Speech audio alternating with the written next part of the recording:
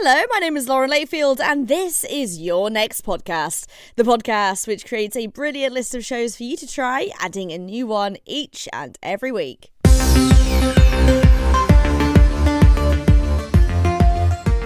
This is such a timely show. It's all about the American election, Biden, Trump, and how old they both are. It's called Boom, and this is a series from The Economist, and it's hosted by their US editor, John Prideaux.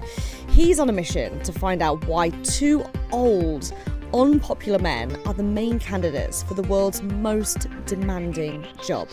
The first episode finds out how the generation born in the era of the bomb blew up American politics.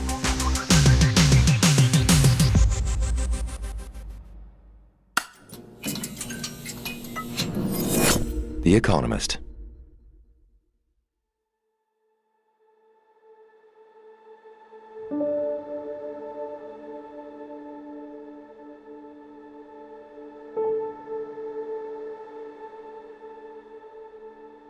Here's a dirty secret about covering American politics. Most days, it's the best job in the world. I've been writing and podcasting about America for The Economist for 10 years. I wouldn't have stuck around that long if it wasn't interesting and rewarding and generally a giant privilege. But here's the thing, and I know I'm not alone in this. I've been kind of dreading this election. There's so much at stake. The most important election in a generation, as we newsfolk like to say, pretty much every 4 years, if I'm honest. But this time, that really feels true, and yet it also feels like we've seen it all before. Lately, when people find out what I do for a living, I often get asked the same thing. Why are two very old and unpopular men running against each other for the world's most demanding job? Again. Why can't they let go of power and give someone younger a turn? This podcast is my attempt at an answer. There are a few different ways to try to find one. And the more I've thought about it, the less certain I've become.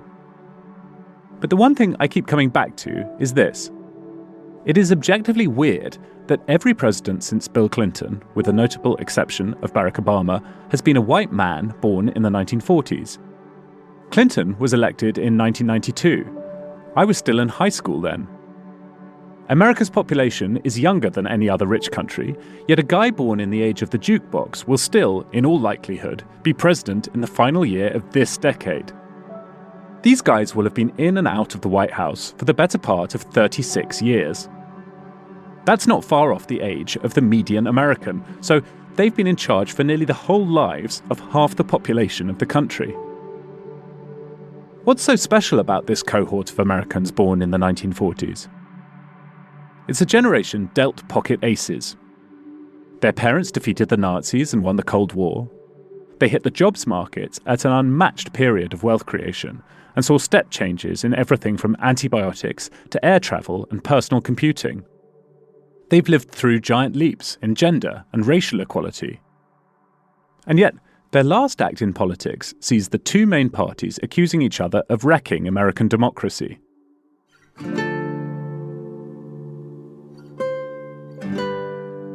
Born the same time as the atom bomb, their journey began in a triumphant moment in American history. It's ending in acrimony. How come this cohort continues to define politics and, in many ways, what it means to be an American? I'm John Prideaux. From The Economist, this is Boom, the generation that blew up American politics.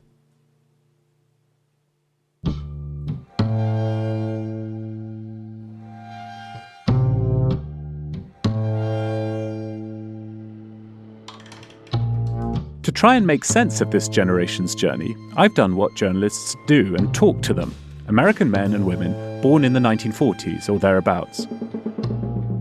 Pedants, beware. This is a slight tweak to the classic definition of a baby boomer. I wanted to hear from people the same age as this year's presidential contenders, to see American politics through their eyes. My journey took me from waffle houses in Alabama to penthouses in Manhattan. Like most people in their 70s and 80s, they're busy with hobbies and tell stories about time spent with their grandchildren. which makes it all the stranger that two of their number are currently running for president. One last thing before we get stuck in. In considering 8 decades of history, I've decided to focus on 6 pivotal years that shaped this generation and America. Episode 1, 1968. Born to be Wild.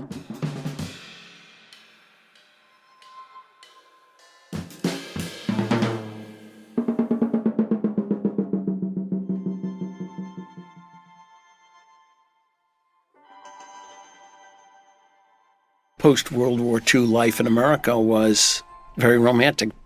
We won the Second World War, and we were a society that was on the move, and everybody felt that.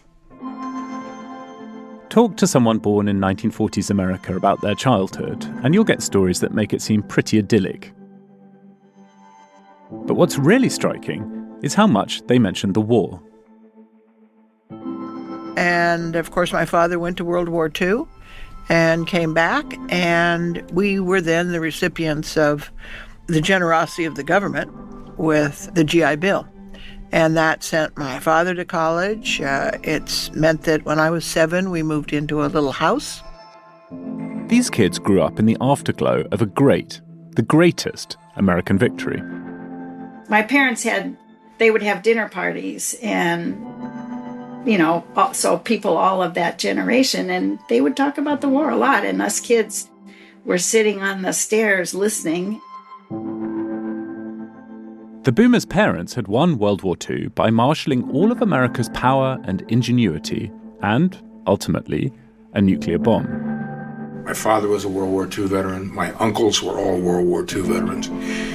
And so much of your social life in these little towns revolved around some veterans issue, and the American Legion Club or the American Veterans of Foreign Wars, the VFW Club. It was a righteous war where America was undoubtedly on the right side. You grew up with a real understanding and sense of what happened in World War II and why America's involvement was so important and so necessary. So I went down to the general office and walked in with my orders and said, I'm Private Hagel. I'd like to volunteer to go to Vietnam.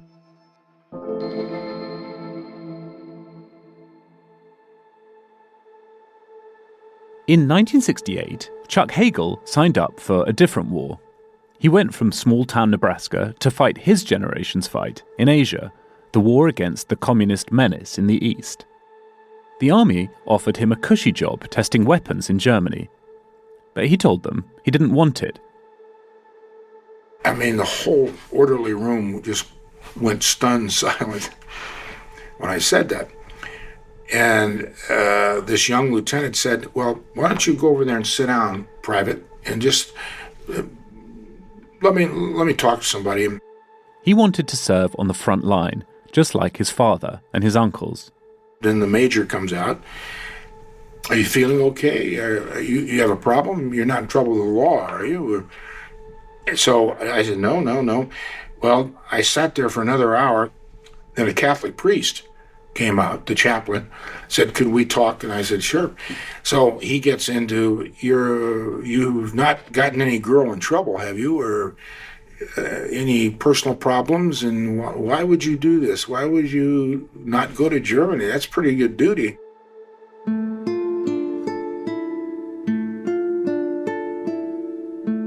That same year, Thomas Vallely left the comfort of the Boston suburbs and signed up too. And it was partially the fault of the flight jacket that he brought home from the Pacific. And I used to wear the jacket around the house, thinking that, that's what I wanted to do. Another boomer inspired by his father's wartime service. And I would stand in front of the mirror and say, I definitely want to go to Vietnam and be part of this mythical idea that, we were sold. We were going to go fight for freedom around the world. Like so many of his generation, Vallely had thought that Vietnam was a noble fight. So I blame the jacket, the leather flight jacket, for my getting wayward and going in the Marine Corps when I was 18 years old, 19 years old. America's leaders were telling these young recruits they were fighting another righteous war and that America was winning. What changed in 1968 is that people stopped believing them.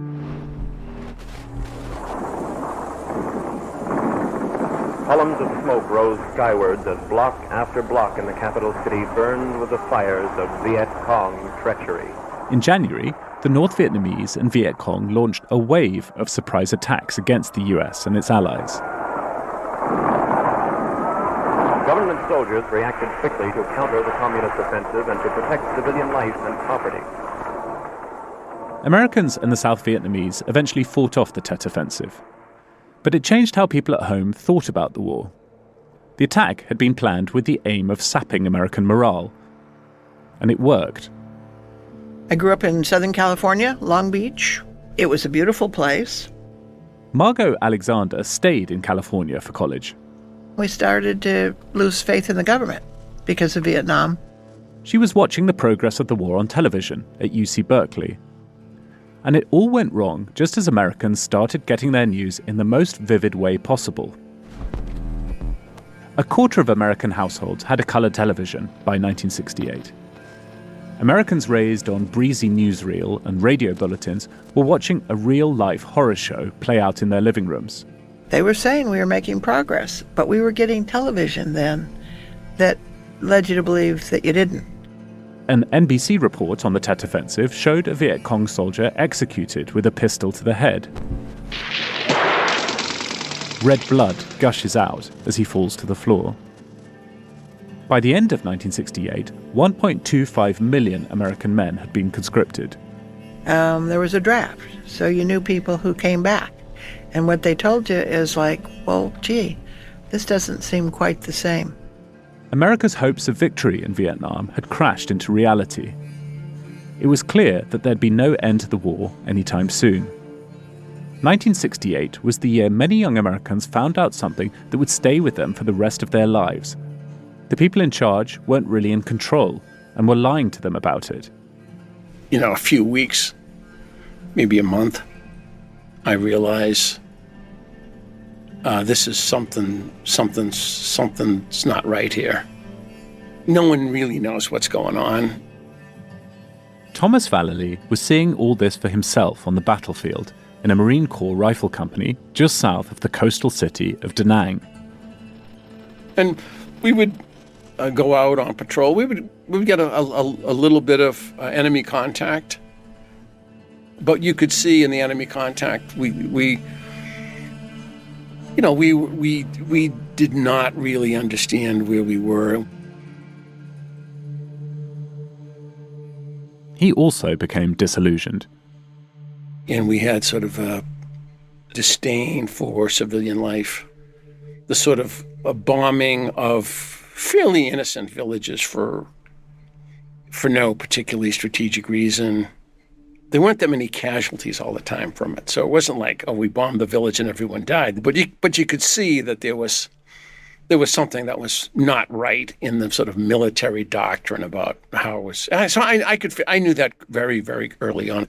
Chuck Hagel, who'd turned down that low-risk job in Germany to go to Vietnam, changed his mind too. As I watched, we lost 58,000 dead Americans, and it got me because the dishonesty of it and what it did to the country. And so I just walked away from it and said it was a huge mistake.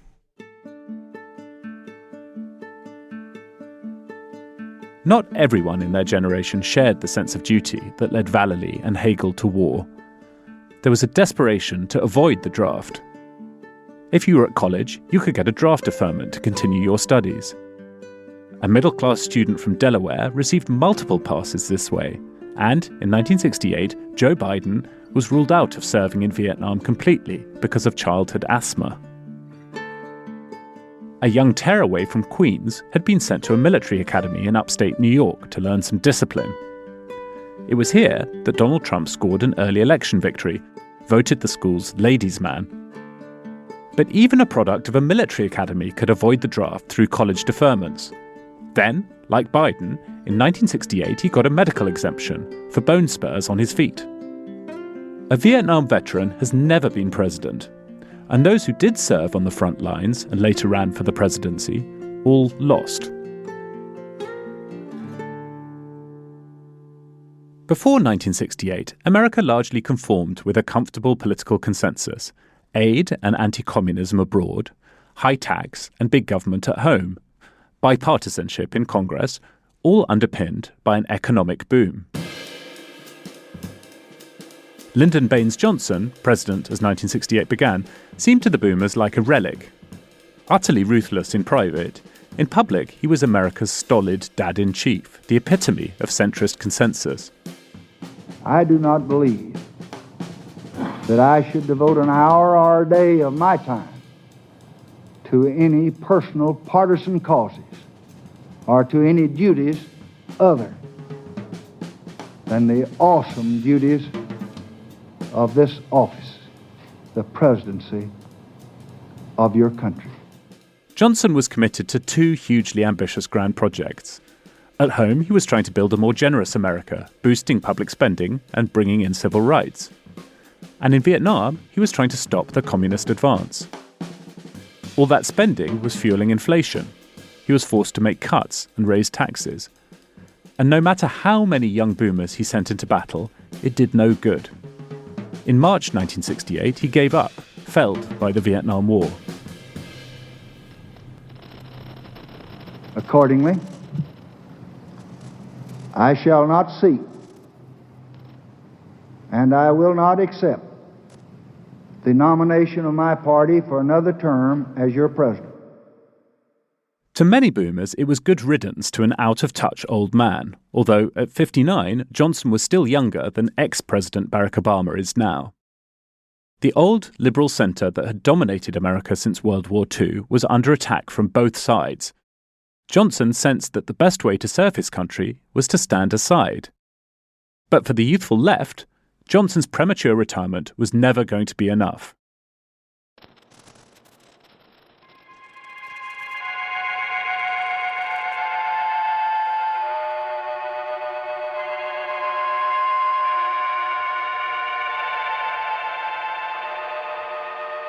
We had nuclear air raid drills in my elementary school. We ran out into the hall and lay down face first, head against our locker.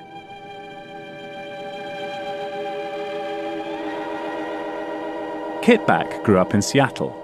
Hers was a happy childhood, despite the regular reminders kids of her generation were getting of impending nuclear confrontation.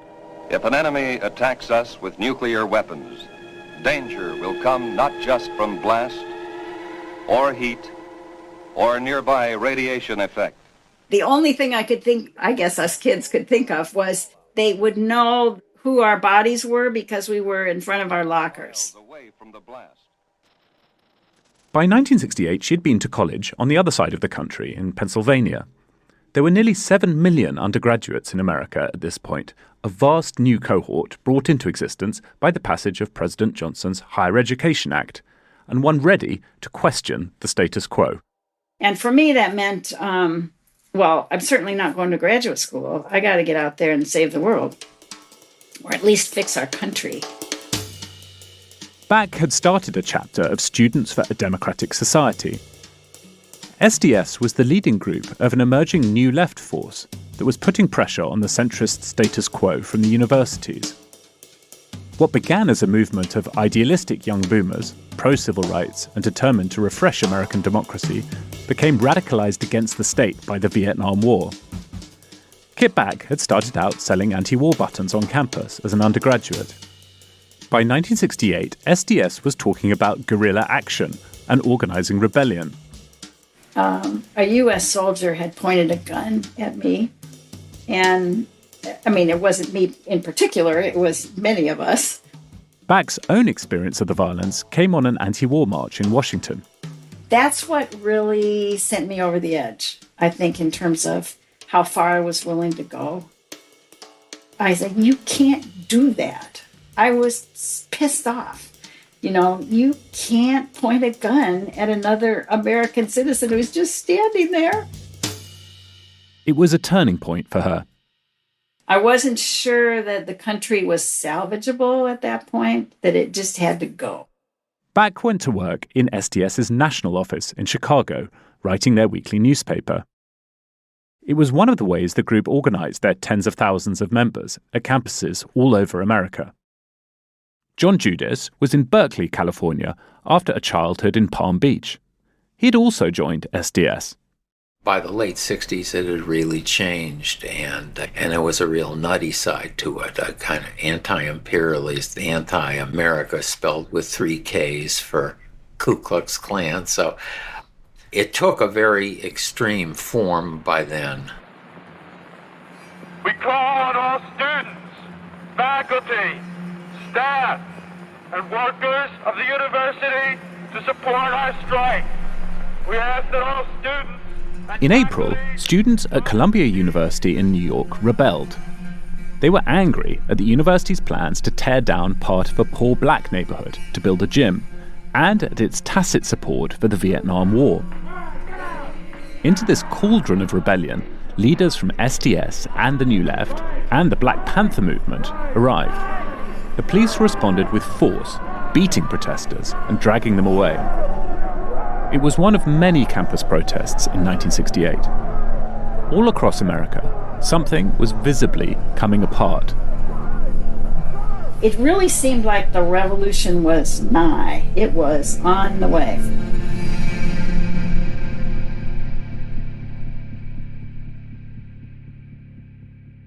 Campus radicals were angry about Vietnam, but also about the slow pace of change. Their other great cause was civil rights. And in Alabama, where there'd been encouraging signs that even in the South progress was possible, tensions were about to erupt. Mobile was certainly very much part of the status quo in the South, the racial status quo and all of that. And in the 1950s, when I was a little kid... Fry Gilliard was a witness to it all. I met him at his house on the edge of a tidal river just off Mobile Bay. His backyard runs into the marsh, abundant with bird life. Gilliard grew up nearby, in the segregated South. I came of age in the 1960s, and so there were all kinds of reasons that kind of jolted some of us out of that complacency. Can you recall, were there specific things that jolted you, that made you think, hang on, something's really not right here? Yeah, the most important single thing along those lines for me, I was a junior in high school and went on a high school field trip from Mobile to Birmingham. Civil rights demonstrations were going on there, and Gilliard saw something that made him question the world he'd grown up in. Stepping out from his hotel one morning, he noticed 2 policemen arresting one of the protesters. And as they kind of shoved him along, they were not being, it was not police brutality, but certainly they weren't showing him much respect. They came within about 3 feet of where I happened to be standing, just astonished at what was going on. And through no, planning or premeditation of my own, I found myself looking into the eyes of Martin Luther King. His eyes looked very expressive, very sad to me. I don't really know, of course, what he was thinking, but it just kind of jolted me. It was like, something's wrong here, The civil rights movement had asked white liberal America to look itself in the face. There had been progress in the years leading up to 1968. But as black Americans gained rights, many in white conservative America felt that theirs were being threatened. One man in particular took advantage of this at the ballot box. I knew him early on, and I met him and shook hands with him a couple of times because he was a judge in the adjoining counties to where my dad was a judge. During his childhood in southeastern Alabama, Bill Baxley knew a local judge named George Wallace. And so they were friendly with each other, and being neighboring judges, I just knew who he was. Wallace went into politics and, after adopting a hard line on race, became governor of Alabama. And I say segregation now, segregation tomorrow and segregation forever. In his inaugural address, Wallace vowed to defeat the civil rights movement. And it was not long before he had a chance to show the rest of the country he meant it. I was in law school on the second floor in the open window. Wasn't air conditioned then. Baxley remembers watching as Wallace stood in the doorway of the main administrative building of the University of Alabama to prevent the first African-American students enrolling. And I watched the spectacle, and I thought it was a disgrace to Alabama. And I liked Wallace as a person, but I was very opposed to what he was doing. I thought it was wrong. It was wrong for the state, wrong for the country, wrong for everything that I believed, and I was very unhappy with him. 2 black students were eventually able to enroll, but the stunt made him a national figure, and by 1968, Wallace was leading the attack on the center from the radical right. This is a national movement which can no longer be denied or brushed under the rug. In February 1968, Wallace announced he was running for president as a candidate for the American Independent Party. It is a true grassroots determination by millions of Americans in every one of the 50 states who, like you, are tired of false promises and the ever-growing centralization of governmental powers in Washington. Fry Gilliard understood why Wallace was so popular in the South. One of the things that he did was he taught America to think in code, to conflate, as Wallace did deliberately, urban crime with civil rights protests. Another thing they're going to have to be strong about, and which people are concerned over this nation, is the threat to the internal security of our country by the breakdown of law and order. In subsequent decades, each time a police killing led to urban unrest, the same row over law and order versus legitimate protest would break out again. And I thought that was incredibly cynical, and yet he had the ability to make people believe that their most fearful and resentful attitudes, that those were their best qualities. I mean, that the worst of who you are is the best of who you are. We're going to cut foreign aid off and ask you to pay back that which you've gotten in the past, because the average man...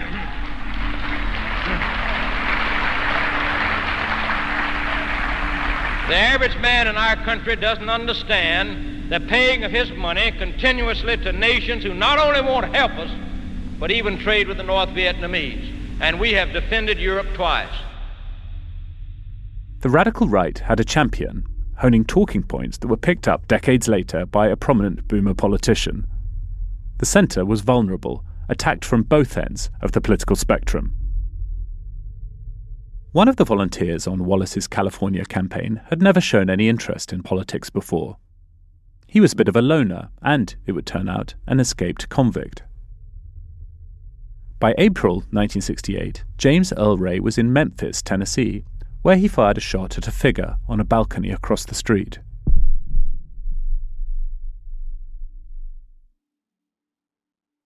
Eyewitnesses to the assassination say that Dr. King left his room 306 at the Lorraine Hotel just before dinner to get some air. He walked over to the railing. The loss of the most prominent voice of the civil rights movement was devastating for African Americans. After years of peaceful protest, after being spat at and insulted and beaten up, after putting their faith in democracy against all odds, cities across the country erupted in riots. I remember when I was told that Martin Luther King had been assassinated, and I just thought right away, I said, well, we're going to have trouble. For James Baker, race had not been much of an issue growing up in integrated Ohio. But by 1968, he was in Wilmington, Delaware, with the domestic arm of the Peace Corps. 4 days after King's death, a protest march to honor the fallen hero turned violent. And early afternoon, you could see the smoke rising in West Center City. I had my black cashmere on with my black hat and my boots on. I met Richard Smith in a lush public park in Wilmington, not far from a church where he and other activists used to meet. He grew up in a poor black neighborhood in the city and was attracted by the approach of Black Power activists who rejected Martin Luther King's nonviolence an approach that now made a bleak kind of sense.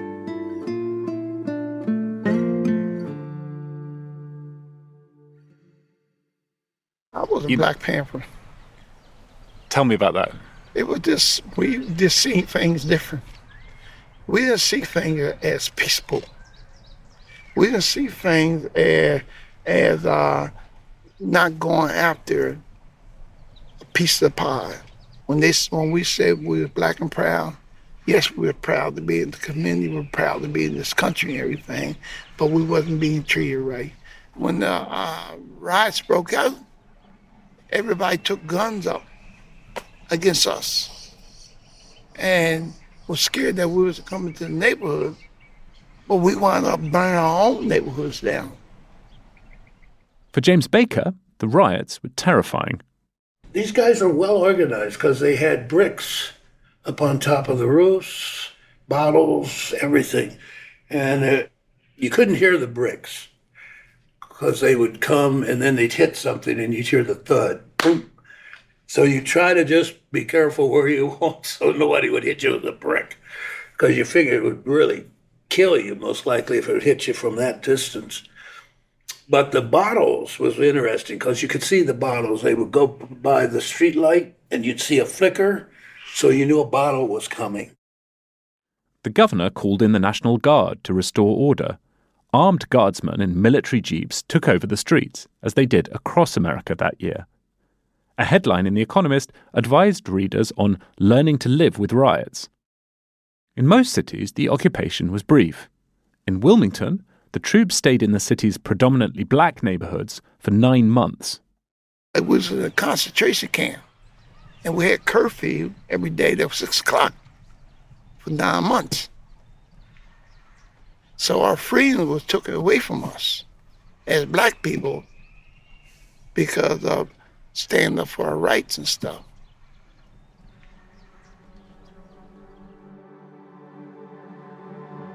Later that year, Tommy Smith and John Carlos, 2 African-American sprinters, stood on the winners' podium at the Mexico City Olympics. As the national anthem played, they raised their gloved fists in protest. Back in Wilmington, Richard Smith had an unlikely ally, an Irish guy who'd been a lifeguard at his local pool and who'd go on to be the best man at his wedding.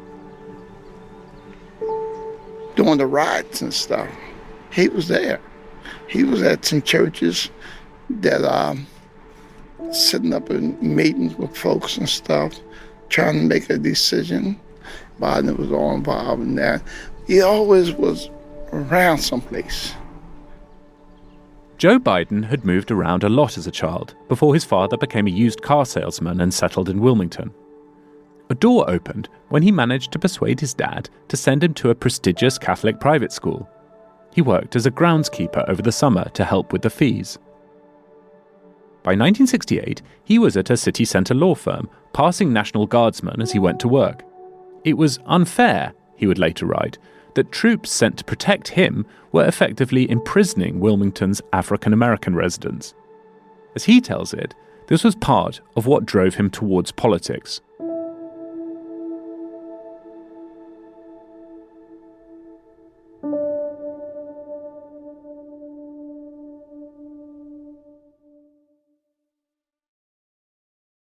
On the night Martin Luther King died, as Fry Gilliard remembers, Robert Kennedy, the senator from New York, was campaigning for the Democratic nomination in Indianapolis. And he was scheduled to speak in the inner city in a Black neighborhood. And he wound up being the person that told the crowd that Dr. King had been killed. I have some very sad news for all of you, and that is that Martin Luther King was shot and was killed tonight in Memphis. And police had told him, you can't go in that neighborhood. It's going to be too dangerous. And Kennedy made an impromptu speech to that crowd. What we need in the United States is not division. What we need in the United States is not hatred. What we need in the United States is not violence and lawlessness, but is love and wisdom and compassion toward one another. feeling of justice toward those who still suffer within our country, whether they be white or whether they be black. And there were no riots in Indianapolis that night, you know. Young college kids were angry and frustrated, but Robert Kennedy seemed like he might be America's savior. Perhaps he could reunite and redeem the center, purge the country of racism, and end the war. Kennedy once spoke at Gilliard's University in Nashville. Then, a skinny, earnest 21-year-old with a short back and sides, Gilliard went to ferry him from the airport. So I get in the back seat, and then Kennedy gets in, and it's just the two of us in the car for 30 seconds or so. And he was very tired. It was his third or fourth stop of the day. And I was 21 years old and sitting with this charismatic presidential candidate. And I had this man bites dog sense that I need to say something here, right? And I happened to know, I don't remember how I knew, that one of Kennedy's children, one of his sons, had been sick. And I just asked him how his son was doing. And he said, well, he's doing better, thank you. But he's had a rough time, but we're feeling relieved. And Kennedy looked at me and said, thank you for asking that. And it was like this small, human, ordinary moment. But it humanized Robert Kennedy for me forever. Gilliard says that meeting was one of the most important of his life. And the other thing about that time with Robert Kennedy was the incredible urgency of hope that people found in hearing him. Even though the crowds were friendly, it did feel dangerous because there was such intensity, people wanting to reach out and touch him. I saw that in Nashville. It was even more clear in California when he would go through, the ghettos of Los Angeles or wherever.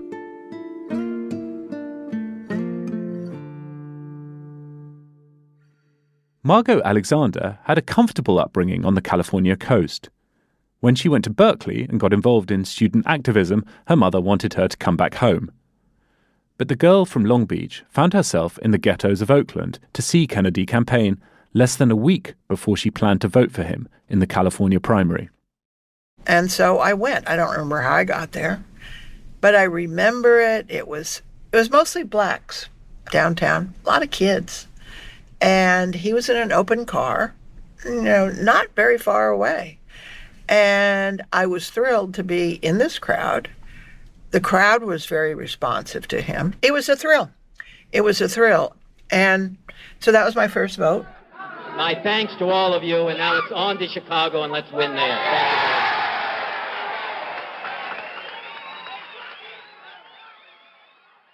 And he died. Senator Kennedy has been shot. Is that possible? Is that possible? It could. Is it possible, ladies and gentlemen? It is possible. He has. Not only Senator Kennedy. Oh my God. So 1968 was a heartbreaking year, and we were left thinking, well, what do we do with the legacies of Dr. King and Robert Kennedy? And for me and for a lot of people my age, it just never left us. Kennedy matters because there's an alternative version of American history where he isn't killed. The Vietnam War ends sooner. There's no Watergate scandal, and America dodges the intense partisanship that would follow. Did you worry about getting beaten up yourself? Yeah, of course. In August 1968, a couple of months after Robert Kennedy's assassination, Kit Back and her SDS comrades descended on the Democratic National Convention in Chicago. What might have been Kennedy's victory parade became one of the worst scenes in American political history.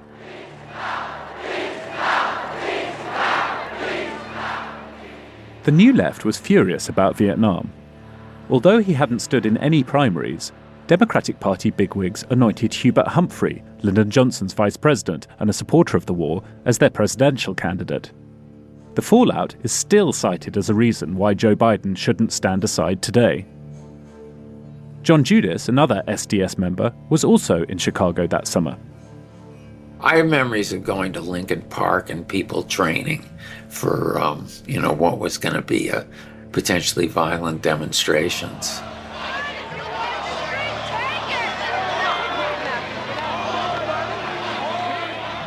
Chicago police clamped down on the protests, at times using tear gas and clubs.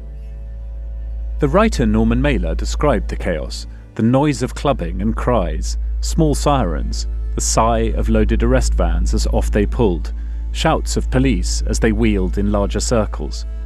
He called it a murderous paradigm of Vietnam at the intersection of this great city. Kit Back and her friends felt it was all worth it. But this was the first time white kids were getting beat up. And that was, I think, an important thing for people to see. There had been times during the civil rights fight when horrendous acts of violence against protesters had brought sympathy and led to progress. Some hoped the terrible scenes in Chicago would do the same. The logic itself became somewhat twisted by the late 60s, and you thought, well, we'll, disrupt things and we'll do some violent acts and the police will come down and bust all our heads and then we'll get sympathy. And to some extent it worked, but to some extent in 1968, I think it backfired and helped elect Richard Nixon. As we look at America, we see cities enveloped in smoke and flame. We hear sirens in the night.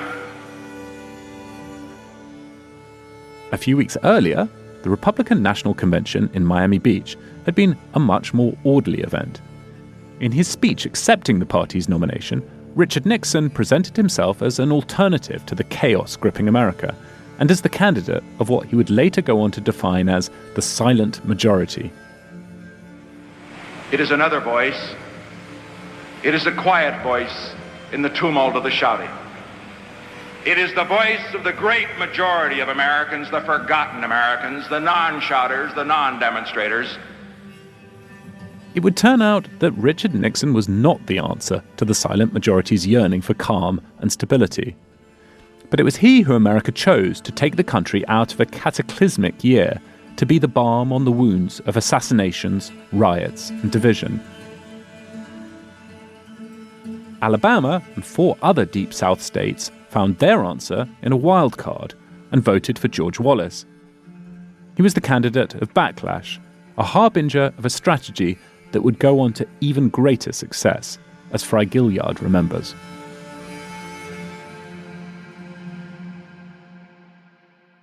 We knew Wallace wasn't going to be president in 1968, but, those feelings that he began to stir with such skill, those have been stirred and exploited ever since, in my view.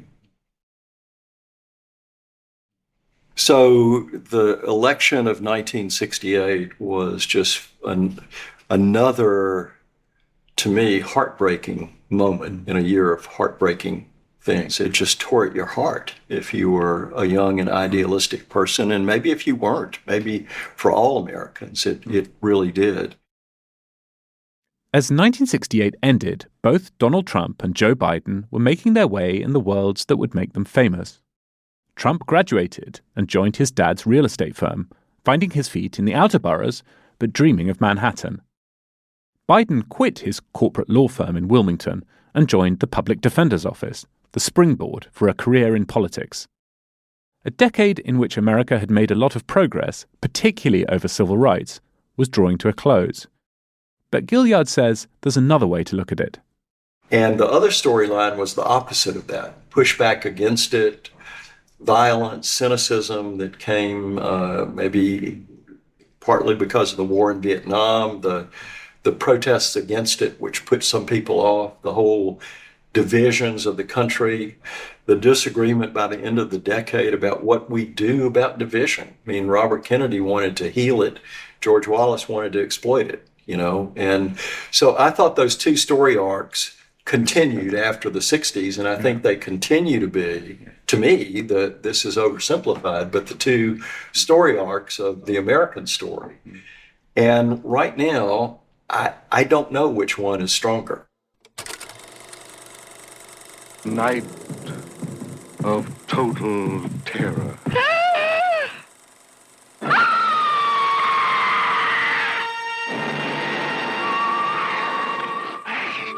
Towards the end of 1968, a curious new movie appeared in American cinemas. Night of the living dead. Shot on a tiny budget with unknown actors and a complete novelty at the time, a black lead, it would go on to be a cult classic and one of the most profitable films ever made at the time. Night of the Living Dead popularized the zombie genre, and it was really scary.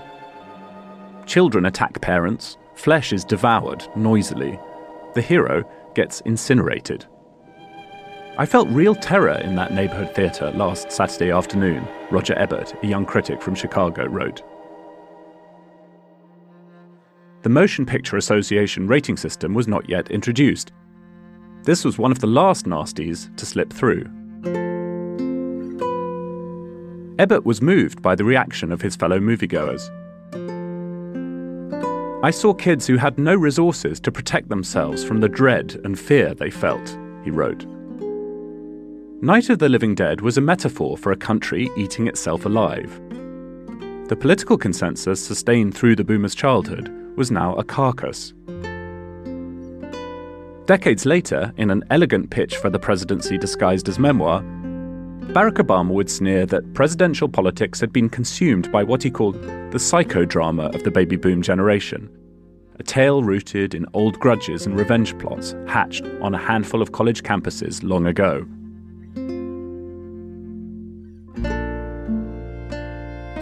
But in 1968, for the boomers themselves, it was visceral.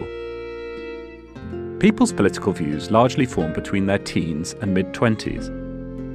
The events of 1968 played out when they were at their most impressionable. So, if it seems like American politics has been replaying the same set of arguments ever since, that's because it's true. And, to a large extent, the result is the horrifying prospect American voters face in November. The political equivalent of a zombie apocalypse.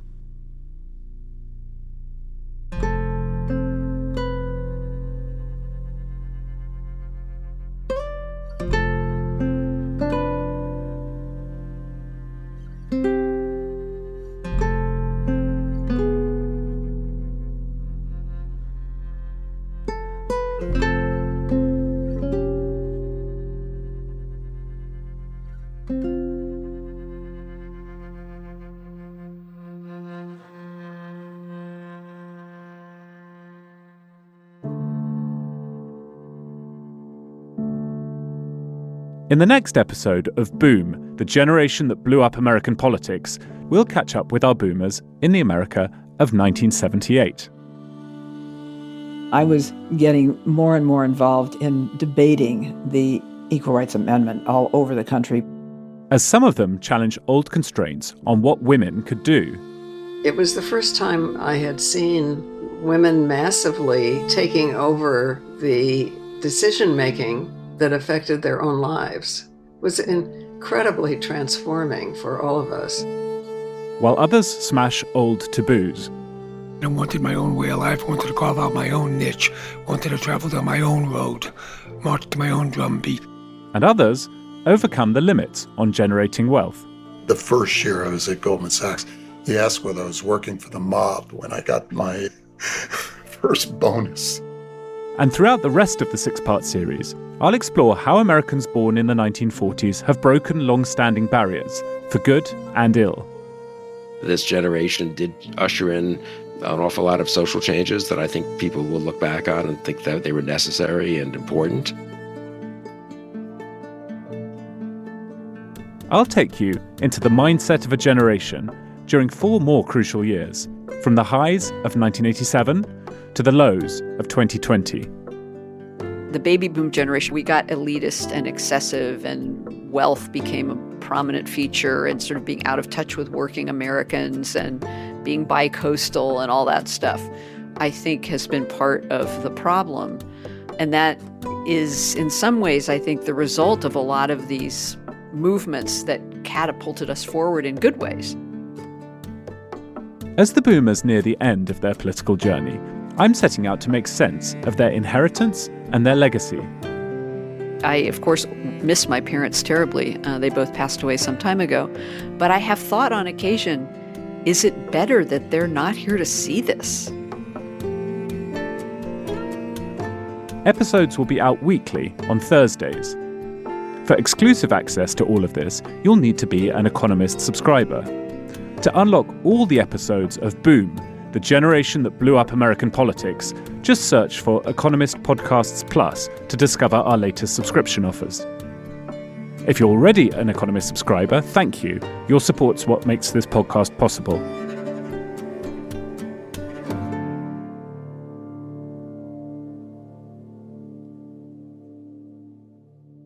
Boom is produced by Harriet Noble and Imogen Savotka with research help from Daniel Duffy.